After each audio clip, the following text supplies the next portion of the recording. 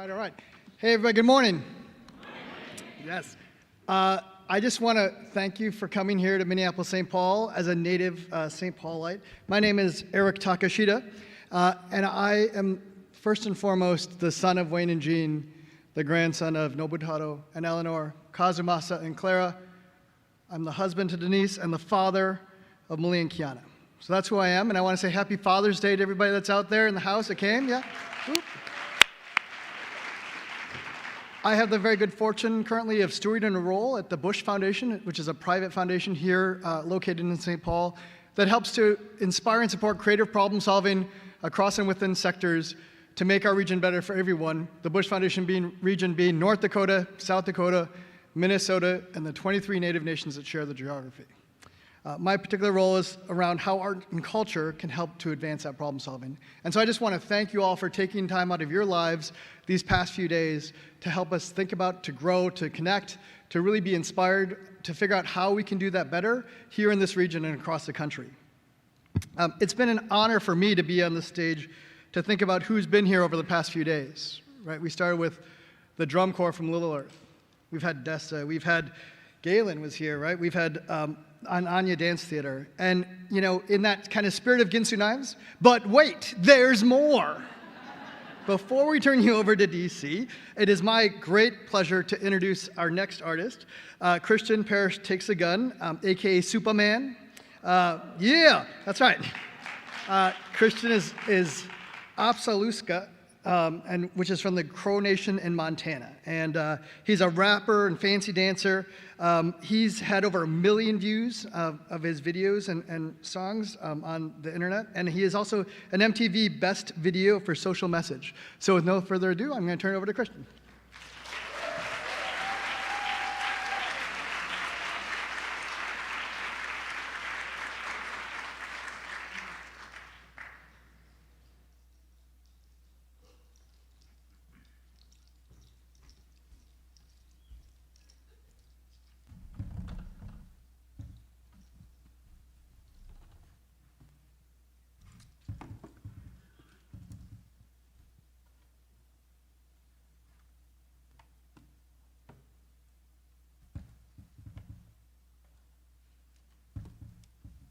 Check 1, 2. Hey, how you doing?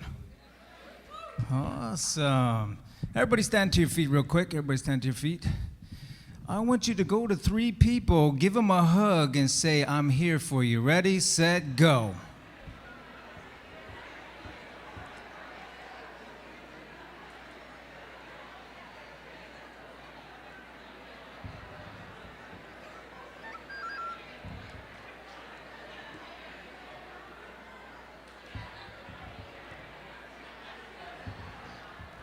Yeah, hopefully you ain't standing next to your ex. Hey.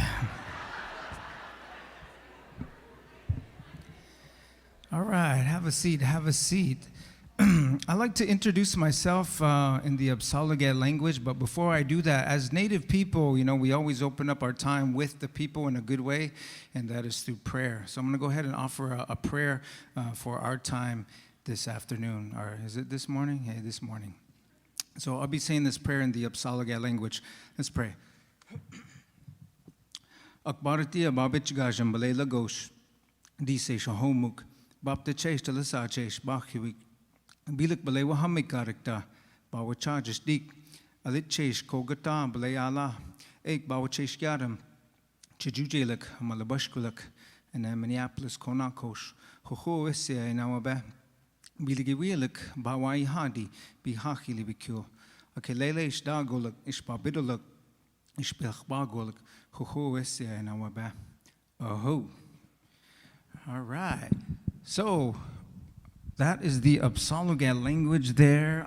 It's an ancient language, you know, could be thousands of years old. If I had a coin here, you know, and if it was 1,000 years old, we'd be like, oh man, that's worth a lot, you know, something like that. And we kind of tend to not look at language as that, you know, that kind of carries that values, although, you know, we should be preserving those things in different languages, you know, not just native, but, you know, just all over. But anyway, you know, you're sitting there, you know, we have this carpet here, You pass that carpet, you'll get to the, the foundation of this building, which is concrete. You pass that concrete, you'll get to the dirt and the soil. And that is not ordinary dirt or soil. That's the dust of the blood and the bones of indigenous people, of native people. This country called America was founded on the genocide of the indigenous inhabitants. And so we have natives. Do we have any native people here? If you are native, please stand to your feet. Any indigenous people, any native people? Okay, all right, there we go. So this lady here, myself, there was policies and things that were put in place for the eradication of our existence on this planet Earth. And so for us to still be here, it's a good thing. It shows the resilience and the strength of the people. So let's just give all those people a round of applause real quick. Moving forward in a good way. We might not be able to go to Washington, change the systems, that are against people, but we can change this system in our hearts, our own hearts, in our own thinking.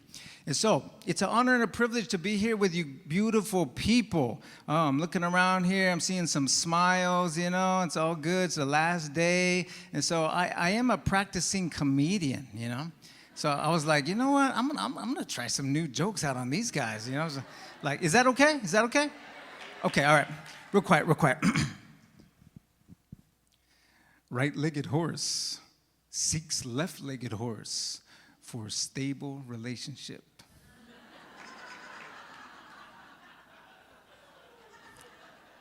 I see what kind of crowd we got. I saw a dragon the other day trying to blow his birthday candles out.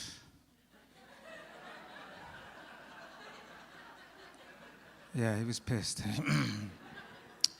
I was going to tell some jokes about pizza, but I thought they'd be too cheesy. I was right. Speaking of food, when it comes to fry bread, my auntie, she's like me. She needs the dough.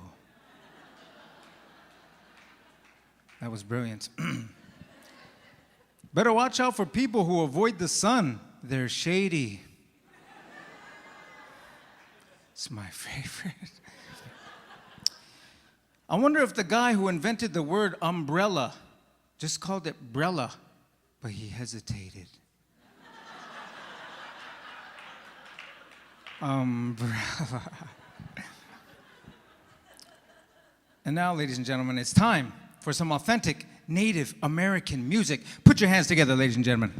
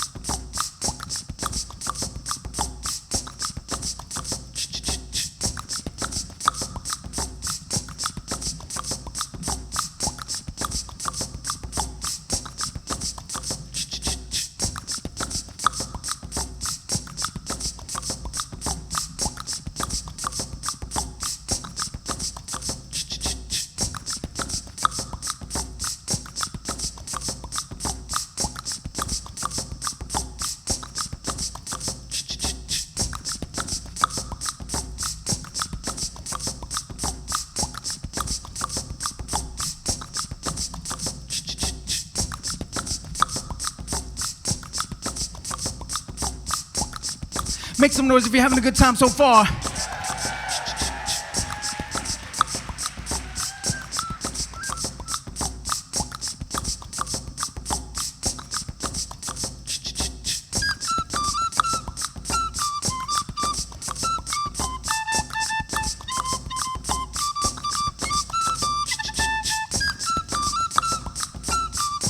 Anybody heard that song by chance? By chance? Hey, all right, a couple people, I like that.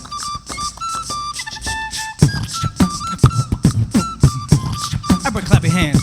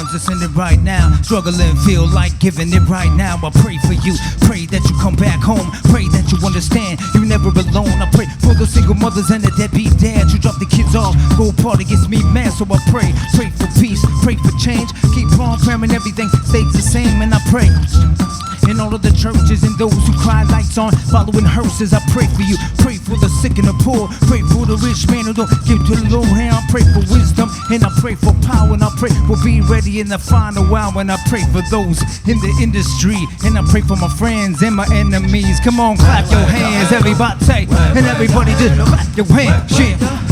Come on, come on, come on, come on, come on, come on, clap your hands, everybody, and everybody just clap your hands. Yo, yo, let's break it down, come on, let's break it down, come on.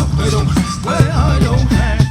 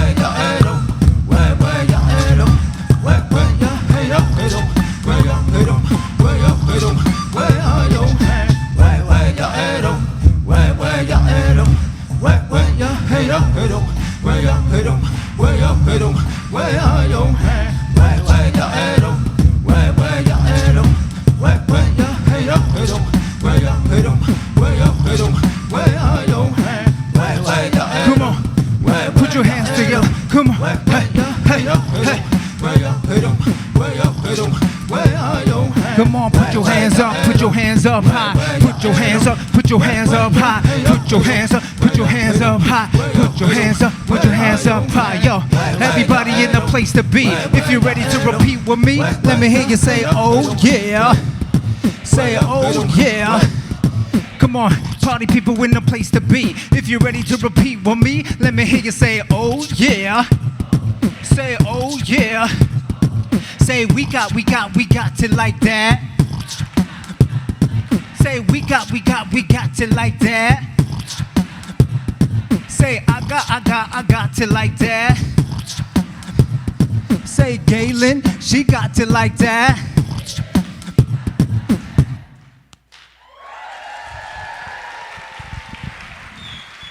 Yeah.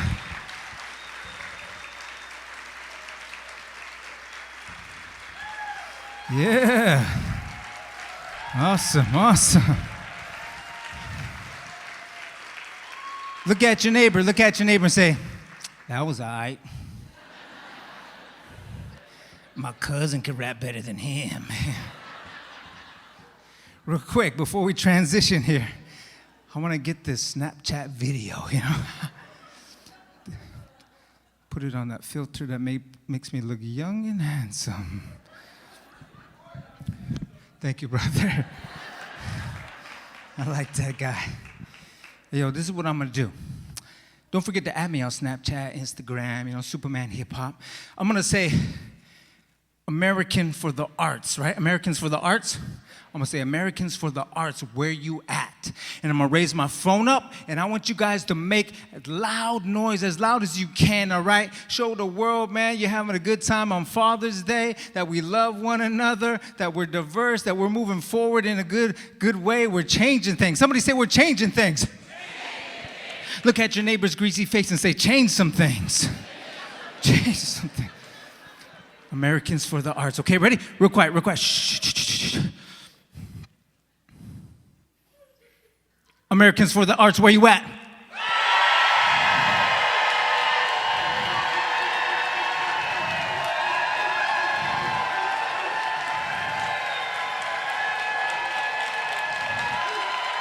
Hey.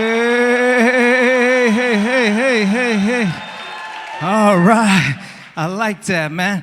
Turn to your neighbor, give him a hug, and say, I love you. I love you.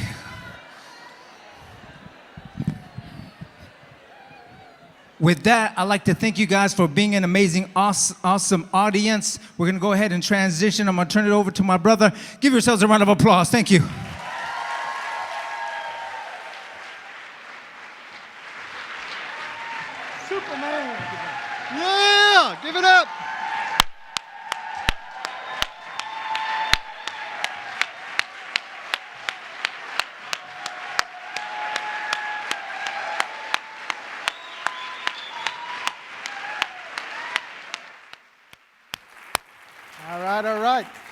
Supaman hip hop.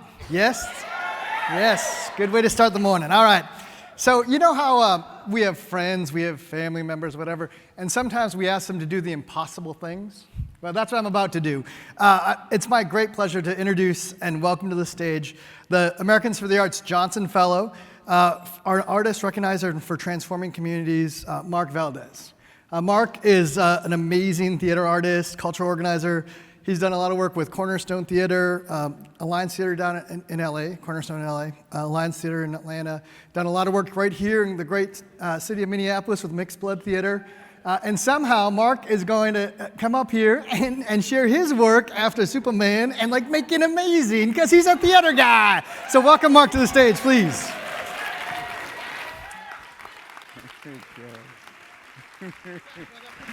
Woo! Good morning, y'all. Wow, that was so good. I'm just so kind of enjoying that. So pardon me while I just kind of switch gears. Good morning, and thank you so much to Americans for the Arts for the opportunity to be here. Thank you so much for coming here this morning, the last day of the conference, and spending time with us, and so for your presence. Happy Father's Day to you all. As a son, I know that being a dad requires a lot of work if you have sons like me, so my appreciation to you. So I asked Clay what is most effective at these sessions, and I was going through my notes, preparing and kind of looking over things. I realized that I kind of ignored all of his suggestions. So since this is the last session of the last day, I figured we are just going to go rogue and try some stuff out. So here we go. So a few things. I'm a writer and a director working in theater, and sometimes my work looks like this.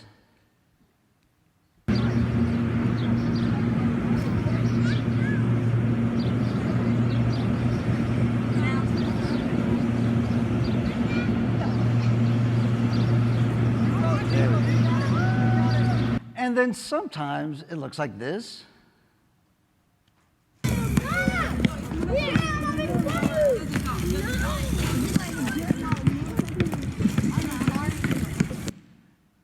Or it could look like this. And then sometimes it looks like what you would expect it to look like. Something like this. Or this. Or maybe this is from a production here. Much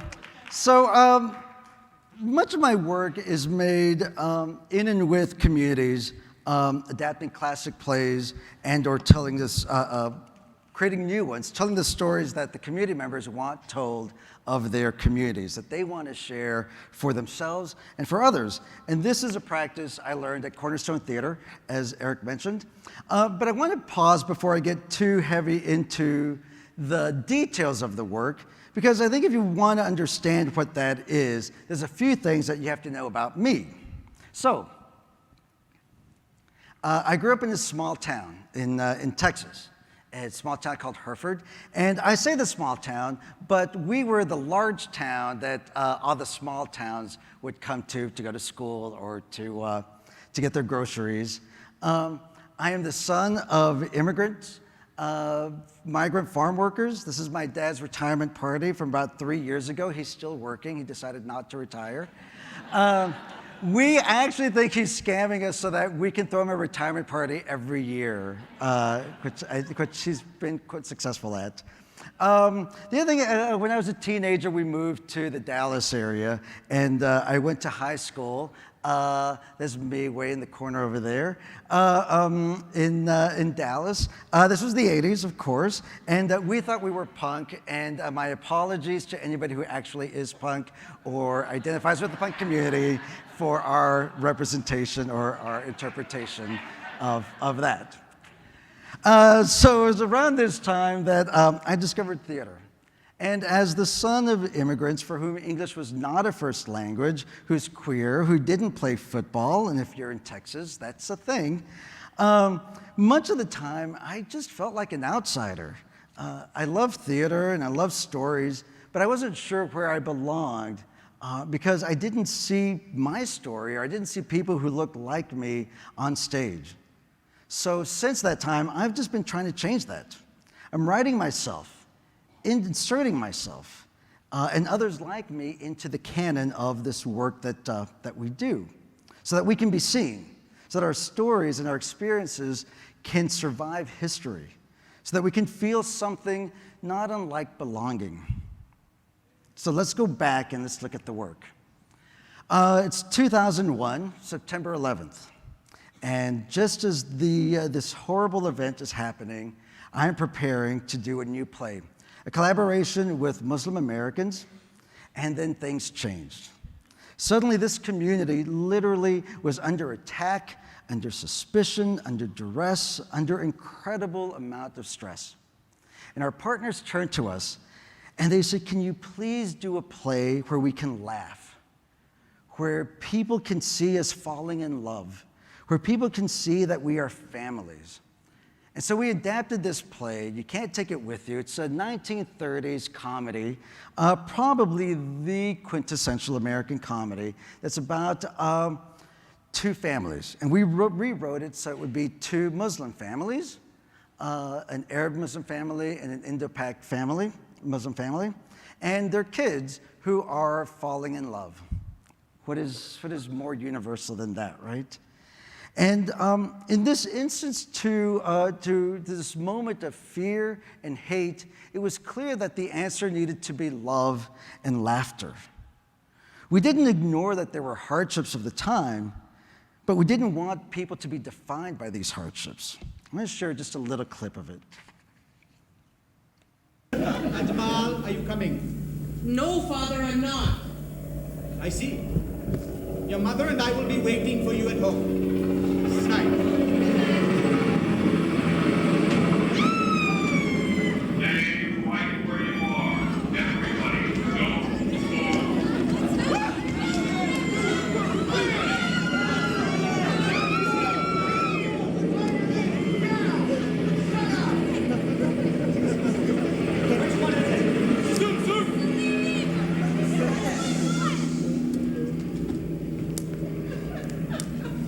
What's your name? Mahmoud, I haven't done anything. You haven't, huh? This seems all a bit too extreme to me, officer. What's it all about? FBI! I knew it. Silly, what did you What have you not even done, officer? Anything up there? Why, yes. That's private property. Paris! I'll check it out.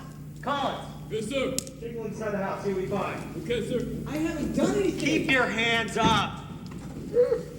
Ever seen these before? They're my inserts. You write this stuff, Yes, sir. and you put them in the little boxes of candy that you sell around this My neighborhood. crossover confession. But they don't say anything. That's This is Arabic, right? yes. Do you honestly think that in this day and age, you can flood a residential neighborhood with Arabic messages and not arouse suspicion? We've been getting phone calls, sir. But they're sayings of the Prophet from the Hadith.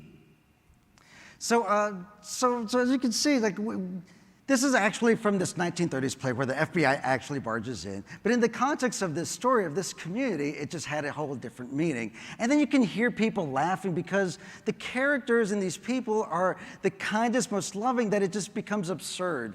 And so you can start to laugh. And we acknowledge that there was danger and that there was stress, but we also could have made the space to move through that so we can just get to that piece of understanding, of laughter, of love, of all the things that our partners wanted shared.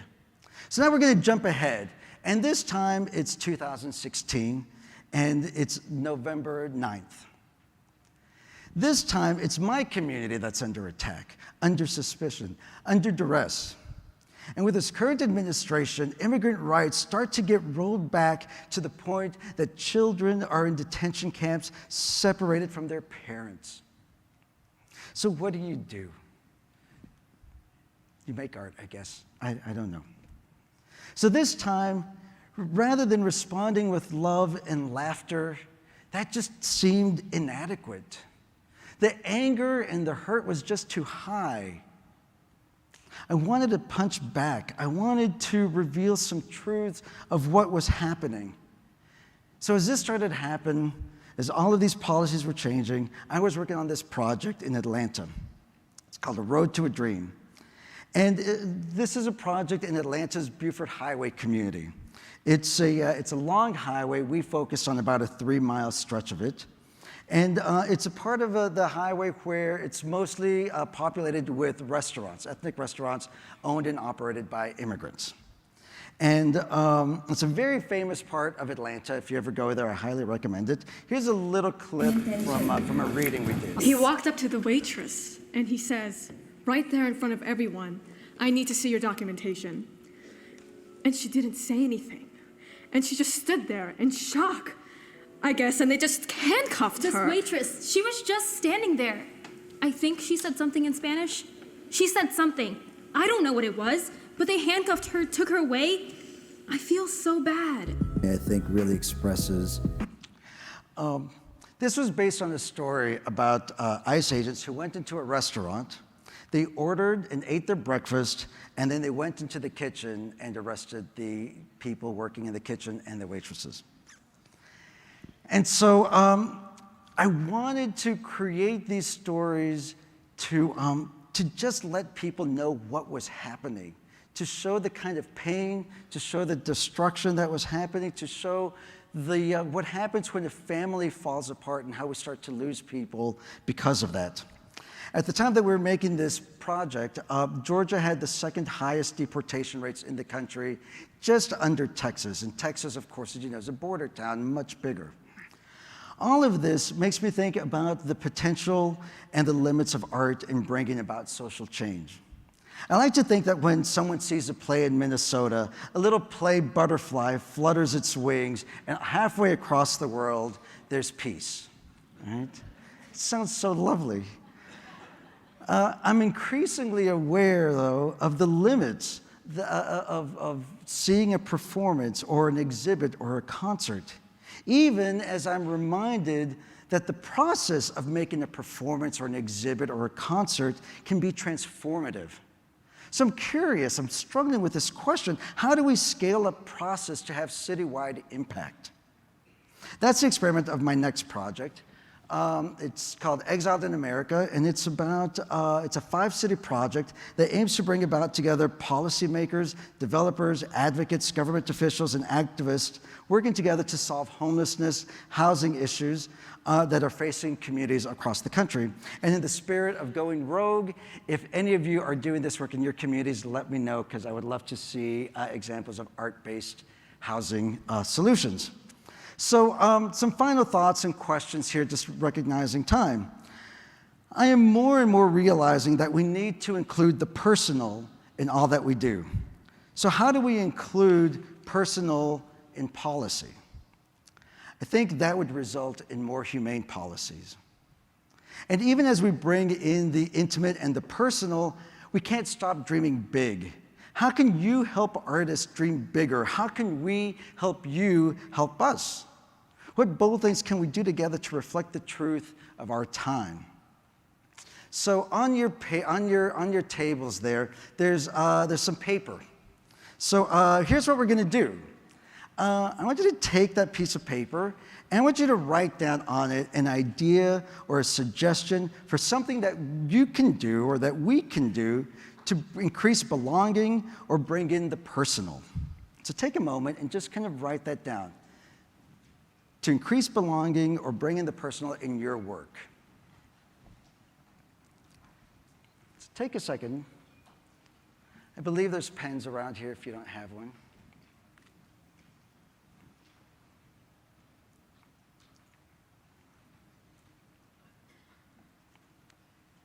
And then once you write that down, you're going to make a paper airplane. Do you all know how to make, is there at least one person at the table, at everyone's table, that knows how to make a paper airplane? Yes. If you know how to make a paper airplane, raise your hand. Great. So it looks like every table has at least one person who can do this. So we're going to make it. Here's what we're going to do. We're going to make paper airplanes, and then once everybody does that, we're going to throw them up in the air. And then at that point, we're going to release these these possibilities up into the atmosphere. We're going to feel free to catch one. Feel free to pick one up on the ground and see what your colleagues are thinking of as they think about ways that they can increase belonging and or bringing in the personal. And you can hold on to it as a reminder of maybe that's something that you can do, or it could be a suggestion that you pass on to somebody else. So take a couple of minutes, make the paper airplane. It's pretty simple. Fold it in half, then you fold each half along the crease, and then you do one more crease, fold back, and then you're done. You got that, right?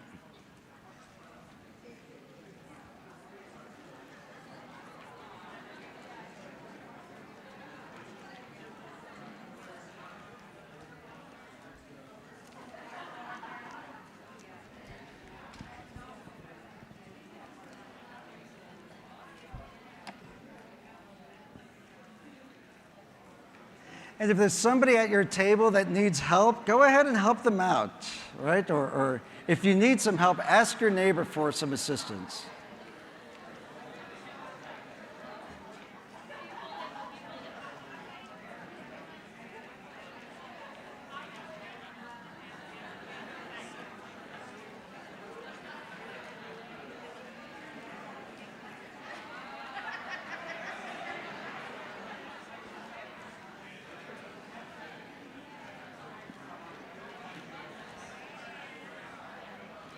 Great.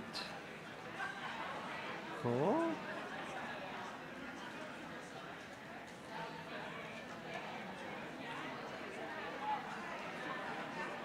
You want to hold on before you throw it so we can throw them all together.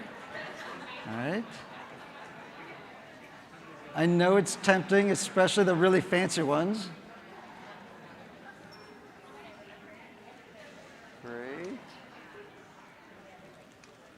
How's everyone doing? So go once you have your plane ready, stand as you're able.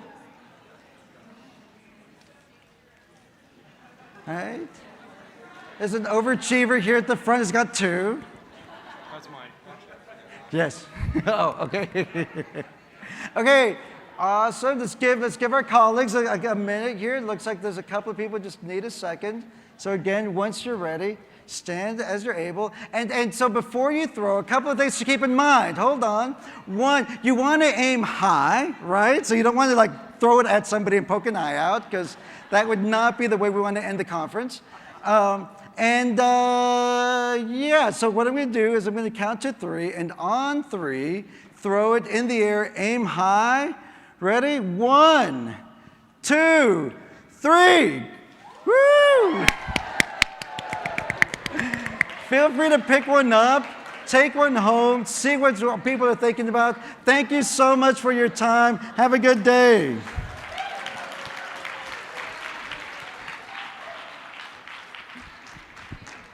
Thank you, Mark. Oh. All right, so everybody got their airplane? Everybody has their charge?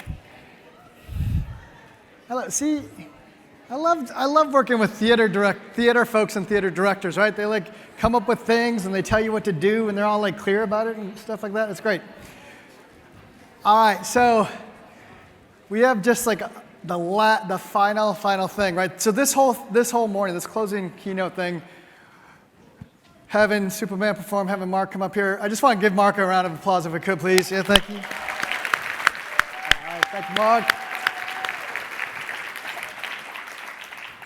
For the last few minutes, in the true spirit of this convening, of this convention, this idea of wanting to really be inspired and connect with one another and share ideas, the hope is in the next 15, 20 minutes or so is just to have a conversation, right?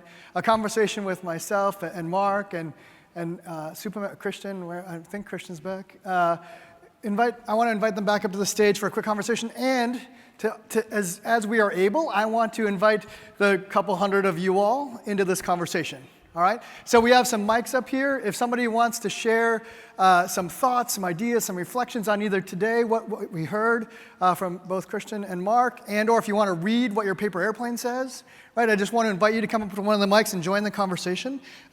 Please, thanks, guys. And I just want to remind folks where we started, right? We started We started this conference, well, actually, many of us started this conference several days ago with pre-conferences, right? The intercultural leadership work and the public art work. Some of us were starting even before that this week. But we really started the convention itself with a conversation about connecting community, history, and hope.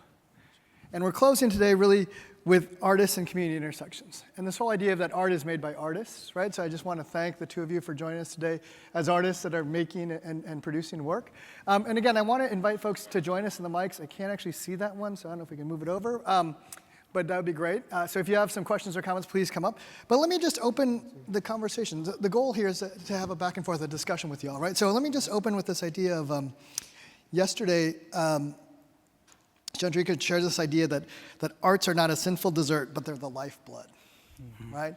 And I'd love for you both just to kind of react to that idea of like the role of arts in your lives, to kind of bring it into the personal, Mark, to your point, but also how you see the role of arts in our communities and in our society. I often think when I talk with people, I see them and I say the word art and they kind of pull out the file drawer in their head that thinks about, painters with berets, or they think about the opera, or they think about whatever that's kind of on the stage, and I'm in the audience, and I'm like listening as an audience. I wonder if you could maybe talk about that idea of lifeblood, arts as lifeblood. Sure. Can everybody hear me? All right, cool. So as an indigenous person, as a native person, and as like you guys are all seeing me dressed in the regalia here, this is not a costume, You wouldn't see a native person say, hey, nice costume, For terminology anyway, you could say outfit, or you could say regalia. And so people will look at this and say, oh, that's art, that's really art, But as an indigenous person, this is just normal life, this is just a part of who I am. Like a costume is when you dress up to be somebody else. This is a part of who I am. So like every stitch of this beadwork that my wife and my daughter did, they put their prayers and they put their good vibes into every stitch, So wherever I would go, I would have that good medicine, to carry with me. If I'm presenting or if I'm speaking to the people, I have that good medicine that they put into the work that they do. And so I take my family with me wherever I go. Like when I'm dressed like this, my family is with me. My ancestors are with me.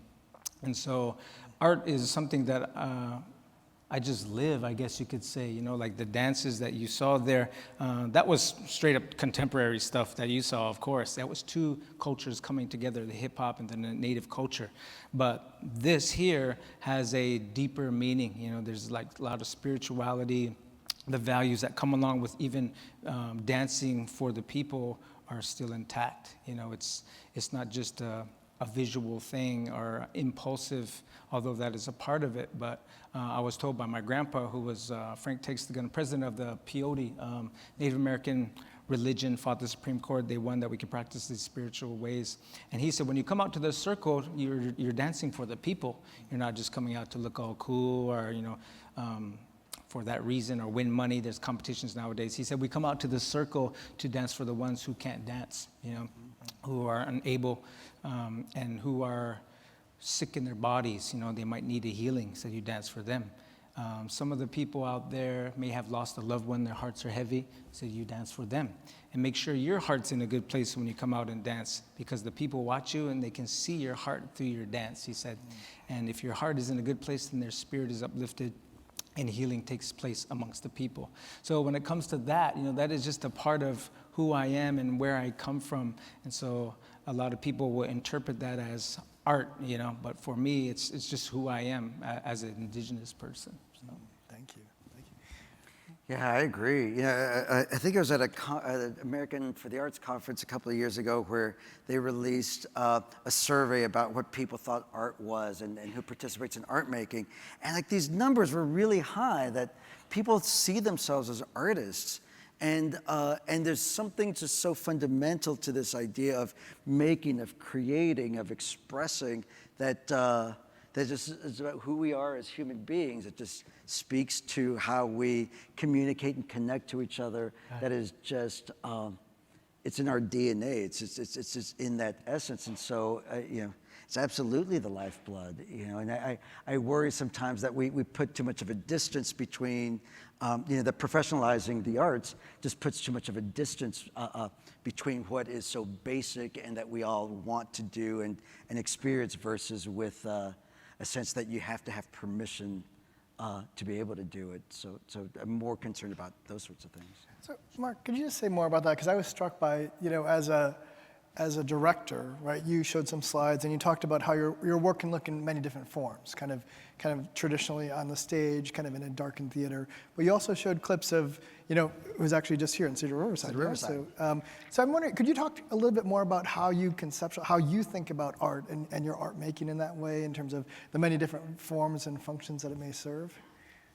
I think ultimately, like, there's story and connectivity kind of at the root of it, and so kind of going to kind of earliest forms, right? We'd light a fire and sit in a circle, and so building on that, right now maybe we take remote control cars and tell stories as we kind of race around a basketball court, or as we're flying a kite. When we did the kite flying here down the street, parents would stop and they would explain to their kids, they would tell their kids about when they were kids and flying kites back in Somalia. It's a community it's a predominantly East African, mostly Somali. And then they would show their kids how to fly a kite, and they were just laughing. And so you'd see these adults laughing as they're trying to show their kids how to fly kites. And so there's something so elemental about that is what art does. And I think, it's not framed, but it is so artistic. It is so what we do and why we do it. And then it gets to that story piece, that connectivity piece. Right. So to that connectivity piece, I just want to again invite people. Look, we're in Minnesota, so I'm used to everybody being all shy and stuff, but really, come up to a microphone, join the conversation. That's what I was told to do. So come on. So in the meantime, I do have a couple of questions. So on that, the other thing that Chandrika talked about yesterday was this idea of that we cannot be ambassadors of ecstasy unless we feel the inner light. Yeah? Which I thought was a beautiful statement. And I was wondering, Christian, if you could maybe just talk a little about, you talked about how on this land, in this place, in the United States, we've had a long history of genocide towards Native Americans. I wonder if you could maybe just speak a little bit towards that idea of the inner light and how that may relate to kind of either your work or other folks working out in Indian country, and quite frankly, the importance in how we find it, how we help to foster, rediscover, whatever the words are you want to use. Definitely, yeah. So when it comes to that, there's always a sense when we look at history as Native people, of course it makes you mad. You're mad at injustice. When we see injustice, it brings up these feelings. And so you could kind of get into that perpetual, state of being anger and wanting to change things in that way. But I find that like Martin Luther King, he did everything, peacefully and nonviolence and things like that. I think that's what I want to do. That's how I want to be. I want to present and try to do my part as an artist to change things is through light, showing love. I mean, when you guys went around and you hugged the people, how many of you smiled when you did that, How many of you laughed a little when you did that, And then that's powerful, to do that, to connect people, like in that way of positivity, of love, peace, honor. I think that's what I want to do, as an artist, presenting culture, being able to be visible as a Native person, because a lot of people are like, yo, Natives are still alive, or they picture us in teepees, the whole narrative of how we're viewed. So I use art in that way to present those things, present facts of indigenous people, but do it in a way with shining the light, telling, hey, let's love one another. If we can love each other and we can open our minds and understand one another, where we're coming from, hey, we can move forward together. I think that's a good thing. Which I think, Mark, you talked a lot about that as well, this idea of belonging, the narrative, that sense of story, and the joy, right? Both the joy and being able to express the pain, right? So I think there was a question over on this, yeah. Yeah, question/comment, I guess, is I have begun to realize touring that one of the biggest barriers with getting disabled people in the same economic markers, for example, or the same social markers, like bringing them up to where a lot of the rest of society is, because we lag behind in basically every measure right now. You know what I mean? The biggest thing is there's a lack of education. So we see art for disabled people as therapeutic or as a fun activity, or like let's accept each other for who we are without an understanding of the history. People were institutionalized till the 80s, 87. I was born already when that was still happening. Sterilization, forced sterilization of people with disabilities, eugenics were, these are recent. These are in your lifetimes, you know what I mean? And I don't think society talks about it enough, and I just want to challenge everybody here to research that history, because I'd like to think that it's a history that we're so recent that we have very little room to slide backwards with disability rights. And so just researching the history to create the art moving forward so that it has context of a broader story, sort of like what you're saying, Christian. There's a lot of history that can make you angry, but the weird part about with disabilities is it's like nobody knows about it. It's never been talked about, and I think art is the place where we can change that and make those conversations happen. And then art for disabled people, by disabled people, can be more than just therapeutic or a fun craft. You know what I mean? Right. Hallelujah. Awesome. Thank you.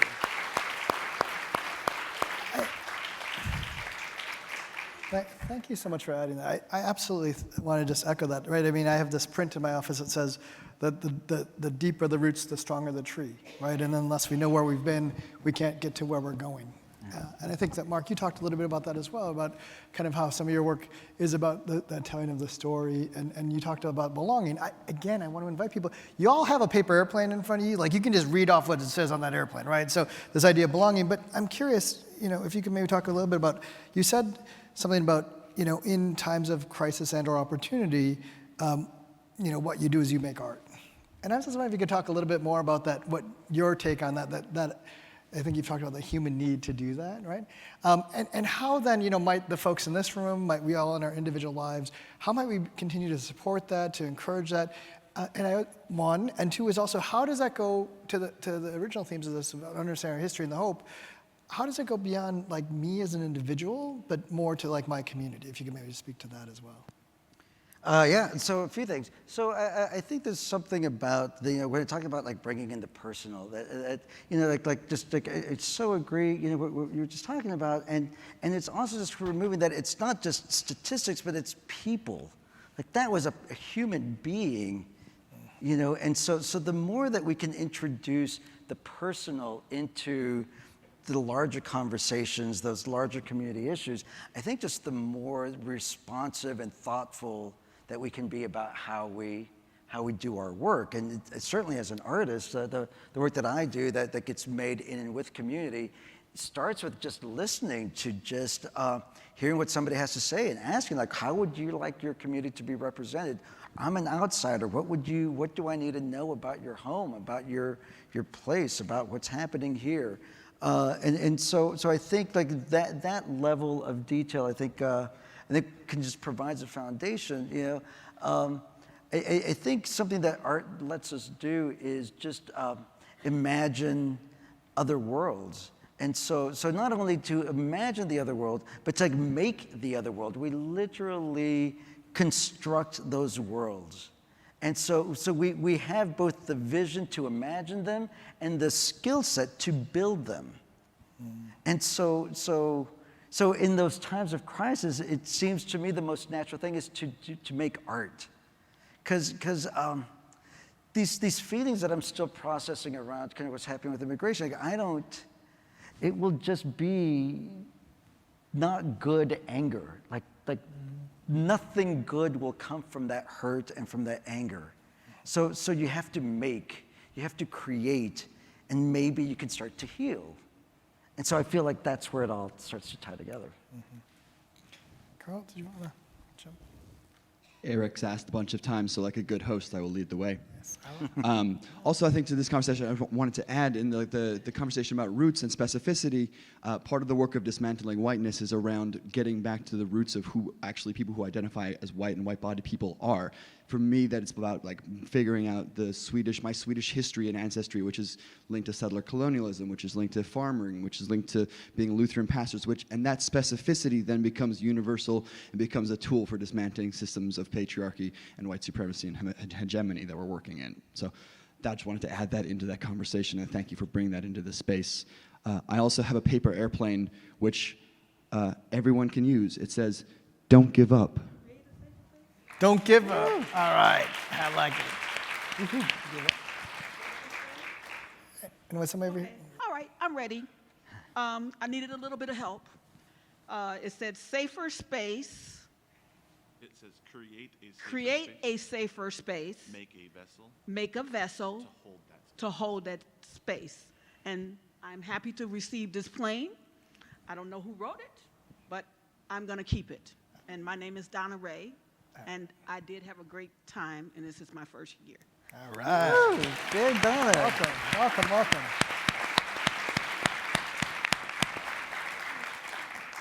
The importance of creating safe space and being able to hold that. And I think that's a great message for all of us as we think about going back to our lives, to our homes, to our work, and to think about what is our obligation and responsibility to do that. As we wrap up, I would like to just maybe ask, if I could, Christian, put you a little bit on the spot here, but you referred to this idea that Native Americans in particular are often viewed as if they're in amber, right? That they've somehow been frozen in time in the late 1800s or whenever we want to.